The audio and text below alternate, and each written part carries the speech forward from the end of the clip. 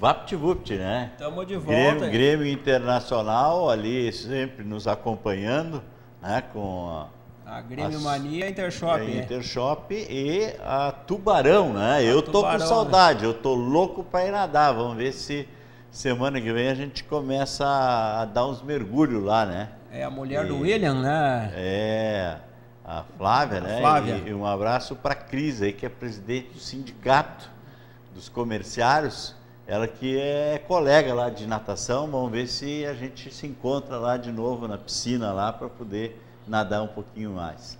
Nós tivemos Taça São Paulo ontem e hoje, Valdir. São Paulo ontem e hoje. Pois ontem a gente já tinha falado do Flamengo, que tinha se classificado contra a Portuguesa 3-2. E à noite o jogo do Inter. Um jogo que começou ontem e terminou hoje. Um jogo onde a gente viu a irresponsabilidade ontem. E alguém está dizendo que é o juiz. Diz que o juiz é a autoridade, ele que manda e desmanda dentro do campo. Mas a gente sabe que não é bem assim. Pô, na hora que estava dando aqueles torvejão, aqueles relâmpagos, aquele negócio, uma hora, não sei se tu viu aí, a televisão está mostrando. A parte de ontem, assisti hoje. Uma hora que dá um trovejão e o relâmpago, o garoto do Internacional se encolhe todo, se esconde, como se parece que o raio estava batendo nele. Um lance assim que, pelo amor de Deus. E aí a água assim, um rio. E a bola não andava, sabe aquele que... o juiz queria deixar o jogo correr? E deixou correr. Daí quando o jogo depois parou a chuva, parou os raios, parou, aí o Internacional, o São Paulo está indo 1-0, o Internacional já vinha empatado. 1-1 já. Deu tudo assim meio esquisito. Quando deu o pênalti a favor do Internacional, caiu a luz. Naquele gol... No momento da penalidade. Da penalidade máxima. Caiu a luz. Aí o juiz teve que paralisar o jogo para esperar, vinha a luz, o Internacional bateu o pênalti, fez o gol de empate. O gol de empate, tá. Daí veio assim, ó, um dilúvio. Aí parou. Aí quando parou os trovejões, parou os raios, parou a água, o campo já estava melhor, o São Paulo resolveu não querer jogar. O presidente de São Paulo lá deu entrevista lá que não queria jogar, não sei o quê. Aí o Internacional queria jogar, porque daí terminou os raios. Terminou... E faltava meia hora, né? Até acho que um pouquinho menos. Aí o 17, Internacional 17 do segundo tinha tempo. feito o gol do empate. O Internacional estava em cima, embalado. Aí o Internacional queria jogar. E aí o juiz recebeu uma ordem, né? Porque não foi decisão dele, daqui a pouquinho ele parou no campo lá, escutando alguma coisa, porque a televisão mostrou ele, parece que, né, escutando uma informação vinda pelo... Externa. Dá lá o ponto aí. Ponto eletrônico. E aí ele foi lá, apitou, pegou a bola e disse, ó, tá encerrado o jogo, por enquanto não vamos jogar mais. Mas daí não tinha trovejão, não tinha mais chuva, a água já tinha baixado. E aí o Internacional foi lá e não, queremos jogar. E o São Paulo foi lá, não queremos jogar.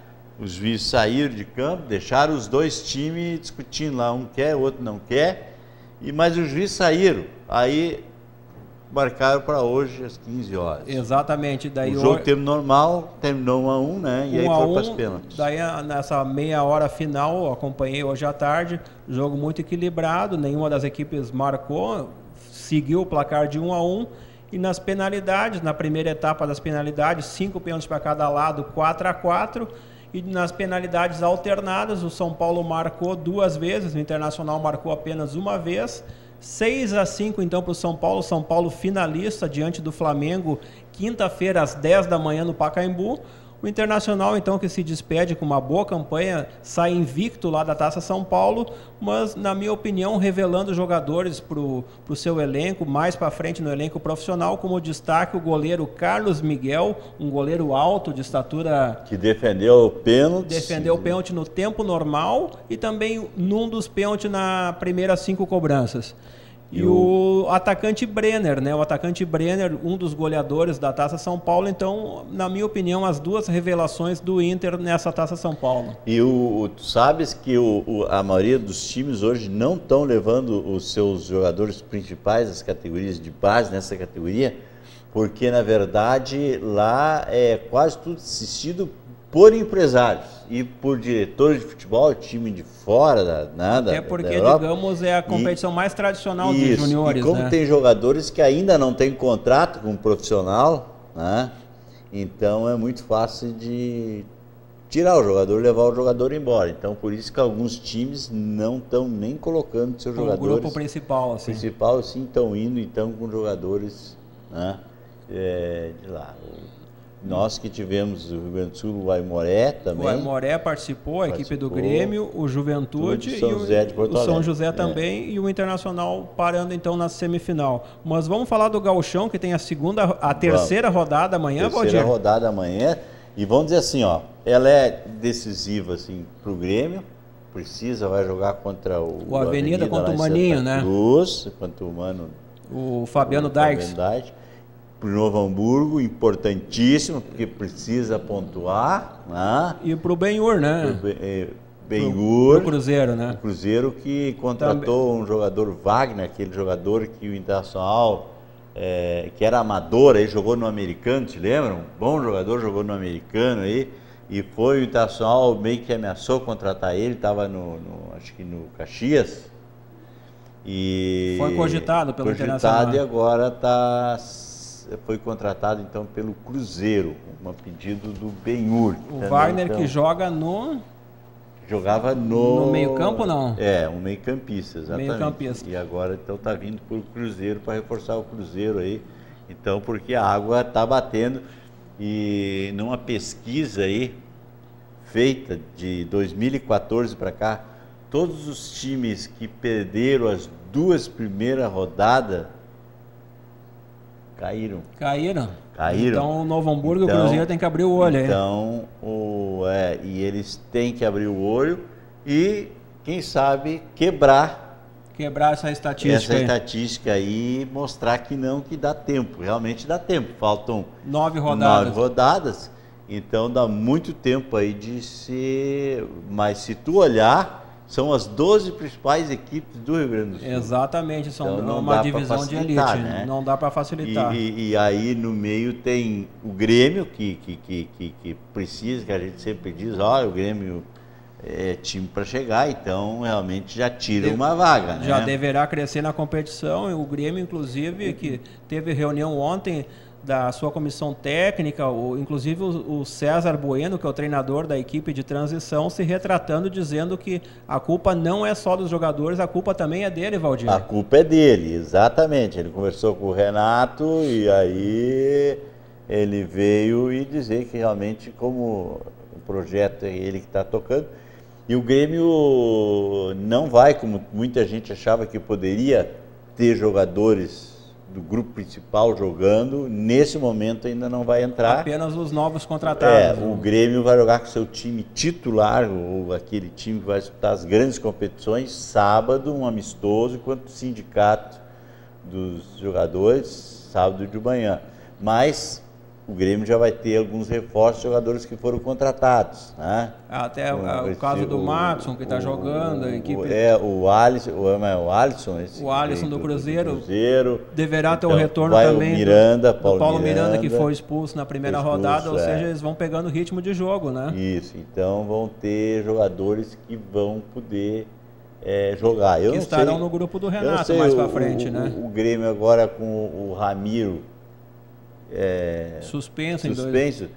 Será que não é um jogador que poderia reforçar esse grupo para ele poder ter uma sequência de jogo também? Dar um staff e ritmo de jogo para o Ramiro, né? Exatamente. Então... Mas a rodada número 3, então, no Gauchão, começa justamente amanhã com o jogo do Grêmio, às 19h30, lá em Santa Cruz, nos Eucaliptos, Avenida e Grêmio. Às 19h30 também...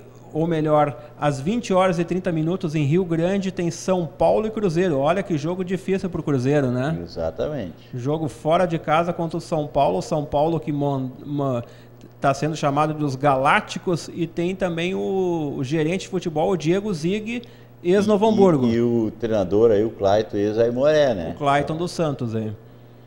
Também amanhã às 20h30 tem São José e Novo Hamburgo, jogo que falamos anteriormente, o jogo que também vale pela Recopa Gaúcha, um jogo muito importante amanhã no Passo da Areia. E também que não foi cumprido, né? Que o São José não poderia jogar em seu estádio se não tivesse grama natural.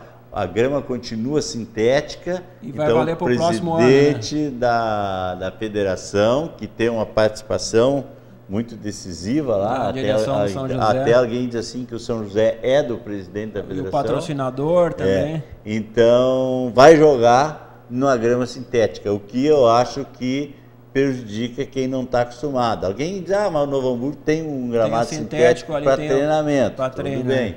Mas eu acho que é injusto e desqualifica o nível técnico, né, nesses jogos. Vamos lá. E amanhã também às 20h30, além de São José e Novo Hamburgo, um jogão, Brasil de Pelotas e Veranópolis no Bento Freitas. Fechando a rodada de quarta-feira, 21h45 lá em Caxias.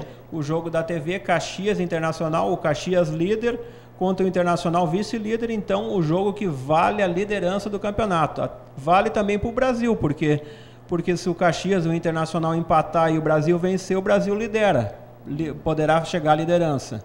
Então é uma rodada que começa a ser decisiva, tanto nas duas pontas, lá em cima para definir quem vai disparar na frente e lá embaixo para saber quem é que vai conseguir se recuperar, né, e dar a volta por cima. Exatamente, o próprio confronto entre Avenida e Grêmio amanhã, as duas equipes têm 1 ponto, ou seja, o perdedor do jogo de amanhã, havendo vencedor, ficará numa situação delicada no campeonato, né?